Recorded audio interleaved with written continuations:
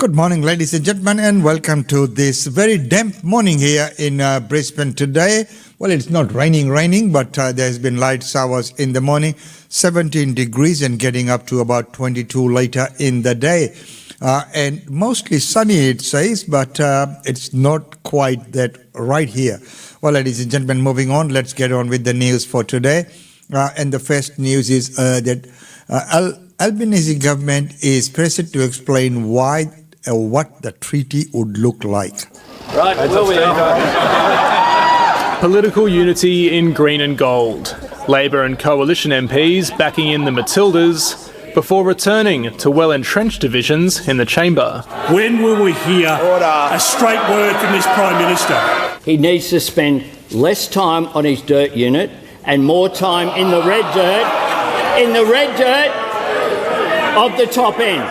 The government's support for a voice has been prompting questions about its commitment to the other aspirations of the Uluru Statement from the Heart. Do you support a treaty, Prime Minister?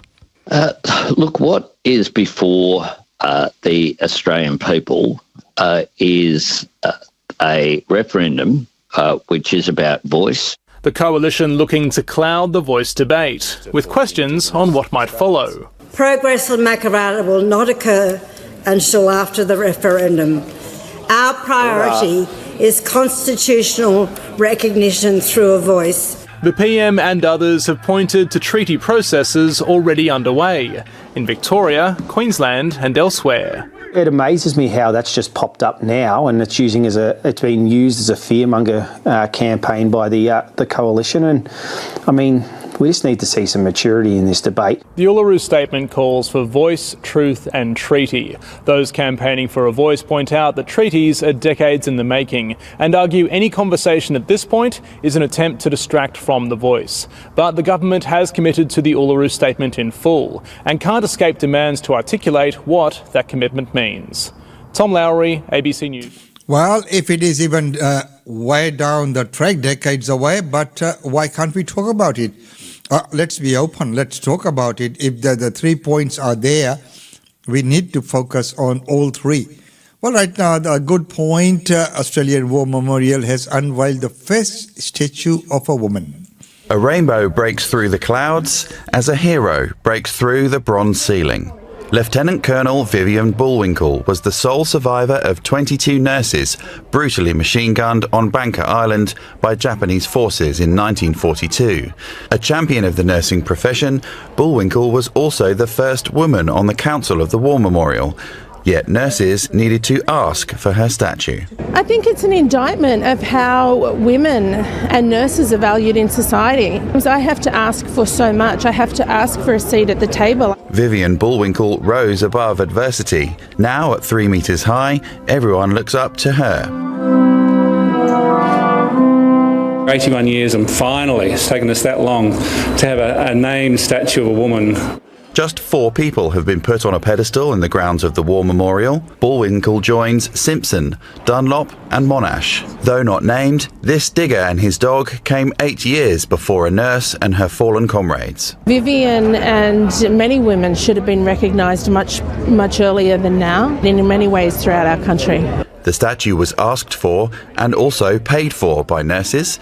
The college raised $500,000 to commission the work. From Boeing to bake sales, funds came from corporate and private donations, but not from the memorial's $500 million redevelopment fund. It looks like a lot of money that the War Memorial has received, but when you look at equivalents now under construction, it's actually not so big.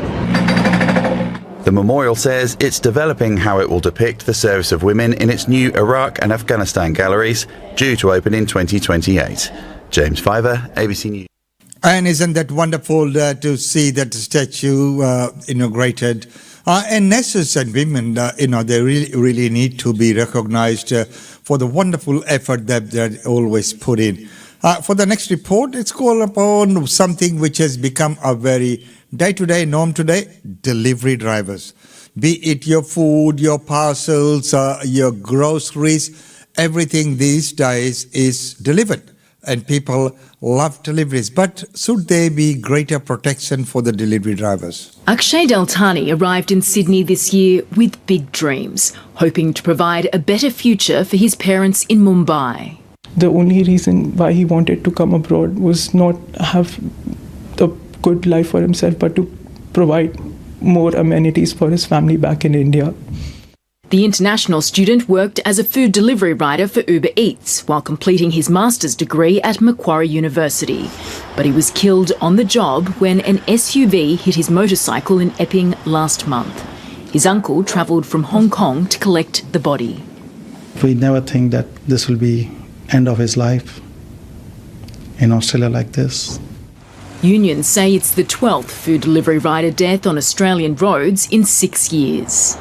The federal government will introduce legislation in the coming weeks aimed at better protecting workers in the gig economy.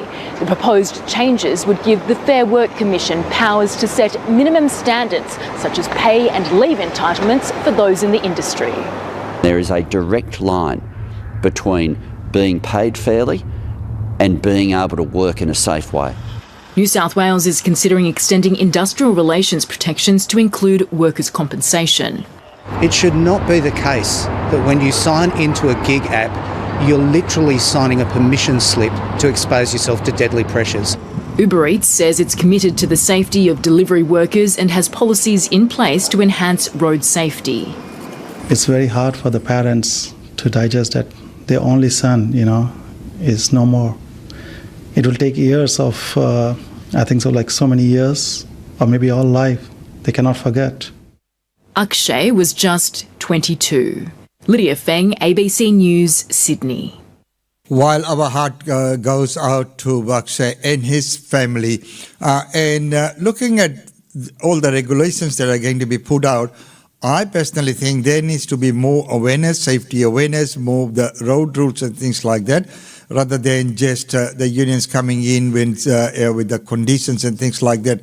That's not the thing. The thing here is that being out on the job, on the duty, and driving delivering the food, that he was hit by an SUV. So he was hit by an SUV. How does better wages and conditions avoid that situation in the future? Food for thought. Well, right now there's call for the state government to urgently review child safety checks. And viewer advice, the following video contains content that might disturb some viewers. The allegation sent chills down the spine of every parent. Deeply shocking and distressing to think of so many children. I don't think there's a single person in Queensland who aren't sick to their stomachs. 91 girls under 10 allegedly abused in total more than 1,600 times by a childcare worker who's supposed to keep them safe. He is alleged by police to have posted vile images, including child rapes, on the dark web. 23 of the sex abuse alleged victims were in a single Sydney childcare centre. My government stands with these victims and their families and offers our full support for what is every parent's worst nightmare. New South Wales has implemented the child safety principles recommended as part of the Royal Commission into child sexual abuse. So has Victoria. But Queensland has only signed on in principle. That is all. They should have. And the Premier and the Minister owe it to the victims and the young kids and their families an explanation. These are children's lives. So many kids who've been sexually assaulted finish up taking their own lives. The accused man, a 45-year-old avid photographer from the Gold Coast, had a blue card. Police confirming he'd passed all the safety checks to work with children. The case has prompted calls for an audit of all childcare centres. So I imagine it'd be very worrying for parents dropping their kids off and wondering what's happening to their children. Queensland's Attorney-General says an urgent investigation into the accused man's credentials to work with kids found no red flags. She maintains the blue card system is one of the most stringent in the country. New South Wales, however, wants better sharing of information between states, a move backed by Queensland. Reports like this force us as a community to reflect hard on how these things can happen. The alleged victims have all been identified and offered counselling. Lexi Hamilton-Smith, ABC News. And such tragic news, that one there as well, looking at the kids that people go and drop off, thinking that their kids would be safe, but are they? So the blue card system, even though there are stringent background checks and all sorts of checks and balances before that card is issued, even then someone like him did get that blue card. Well, right now let's go to Victoria, where the Victorian Parliament is going to investigate cancellation of the Commonwealth Games. As firefighters were fighting for more cancer compensation outside Parliament, every time they enter a burning building, they're actually exposed to up to 8,000 different cancer-causing toxins. inside the government was trying to hose down another potential political storm. This was a stupid idea from the beginning. It blindsided everyone. How could it be so wrong? For the first time in Premier Daniel Andrews' 9-year tenure, the entire crossbench voted with the opposition. The result of the division is ayes 25, noes 15, therefore the motion has succeeded. To establish a parliamentary inquiry into the shock cancellation of the Commonwealth Games. Today is a watershed day in Victorian politics. The Commonwealth Games weren't just a debacle, they were a turning point. The government hasn't spelled out how the regional Victorian Games blew out by billions of dollars. The inquiry will look at the cost blowouts and how much it cost taxpayers to terminate contracts. Those people who have been impacted by the Commonwealth Games debacle can now have a voice. Commonwealth Games Australia backed the probe, saying it welcomes any detailed analysis of how and why the decision was made, as well as detail on the costs articulated by the Premier. The government tried to stop the public hearings from going ahead at the 11th hour, instead asking Parliament to refer the matter to the Auditor-General. The only problem, the watchdog says it's already investigating. It is unfortunate that this amendment has not come about until the last minute. But having said that, nor did the opposition's motion. But it waited until the last minute, a desperate attempt to try and stop the truth coming out. But the upper house inquiry cannot compel lower house MPs to appear. Will the Deputy Premier commit to give evidence to the newly established Select Committee on the 2026 Commonwealth Games? The makeup is yet to be formed. Members are yet to be appointed to that committee, and it would be inappropriate to cut across the work of that committee. A final report will be provided to Parliament in 2025. Bridget Rollison, ABC News. Well, to me, the damage has already been done. Or you might have all kinds of inquiries and things that are happening, but at the cost blowout and the budget blowout, that's where the problem is. How were the calculations done? Who was responsible for that? And now Daniel Andrews is facing the brunt. For my next news, we go to NDS and the funding links that teachers and disabilities are karma. These are devotees of an alternative health group called Universal Medicine. That makes me sound like an extremist minority cult member. Well, we are. And this is the man they've made a multi-millionaire. Cult leader, whatever they said. Serge Ben Hayen is a former bankrupt tennis coach who founded the group in 1999 after claiming to have a spiritual revelation sitting on the toilet. Since then, he's held an international web of followers in thrall to his questionable therapies and doctrines. The esoteric breast massage actually had its beginnings when I first started teaching and essentially predicted the rise and rise of breast cancer. When you orgasm as a hermaphrodite, the orgasm is quite spectacular. You're saying things that nobody wants to hear. You're talking about disabilities being part of karma. It's views like this that have put the fringe group in the public spotlight. Findings from a defamation case in 2018 describe Ben Hayen as a fraudulent cult leader who vilifies people with disabilities. 5 years on, the group maintains a loyal following. I don't know why they're getting away with it. Why they're allowed to so blatantly provide services under Serge Ben Hayen's banner. Beyond his public sermons, Ben Hayen's group is linked to an organisation that cares for people with disabilities and receives taxpayer funds through the National Disability Insurance Scheme. It seems to me that people who are being funded out of public money should be able to guarantee that they're providing evidence-based care and that people in their care are safe. I'm a working parent, so it is hard to balance being a working single parent with taking care of Aaron. She's a single parent, you know, and I'm reliant on other people to help me with my social skills and independent living skills. With funding from the NDIS, Karen Kennedy last year engaged a support worker for her son Aaron, who has autism. I did trust her because she came across as, very easygoing, very reassuring. She came with all the experience that you would expect. Karen says when she started going through the invoices, there was a problem. In less than a year, the carer Deborah McInnes had spent more than $50,000 of Aaron's NDIS funding, much of it at a behavioural therapies clinic. She was charging outrageous amounts every fortnight. And it got to the stage where, all she was doing was taking Aaron to Fabic. I think Tanya Curtis was a behavioural therapist. I just looked her up on the internet and I saw Tanya Curtis. So when I first attended a course as presented by Serge Ben Hayen, I just felt like I was at home. Fabic owner Tanya Curtis has been a devotee of universal medicine. So has the carer who kept taking Aaron to her clinic, Deborah McInnes.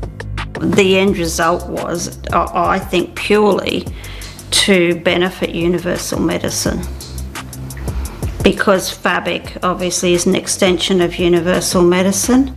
This was clear to me when I began blogging about them, that this group operated as a cartel with a system of internal referrals. So they would bring in vulnerable clients from the outside and funnel them into universal medicine businesses. Healthcare activist Esther Rocket proved in the New South Wales Supreme Court in 2018 that universal medicine was an exploitative cult. This is Tanya endorsing Serge 2 days before the jury made their findings, after all of the evidence had been heard, and then we learn that years later she's still associated with him, this disreputable character who was proven to vilify people with disabilities. So there you are, ladies and gentlemen. The NDIS scheme that is linked to cult that teaches that disabilities are karma. Well, there's many segments of the NDIS that are under question, and there are many recipients, there are many people who have done very well out of this scheme. What about the recipients, the people whom it was intended to benefit? Whether the benefit has been passed on to those people or not. Well, ladies and gentlemen, that's about all we have for you in this segment. Right now it's time to look at some of the functions and events.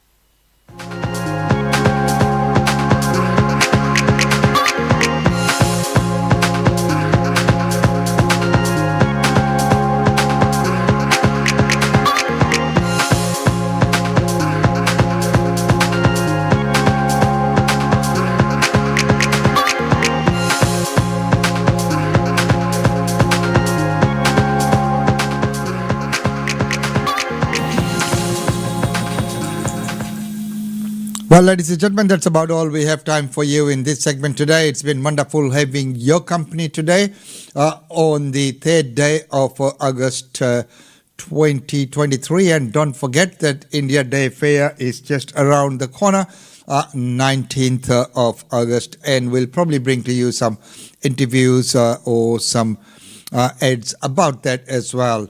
But for now, it's time to say goodbye until tomorrow. We will see you then. As usual, it's been wonderful having your company.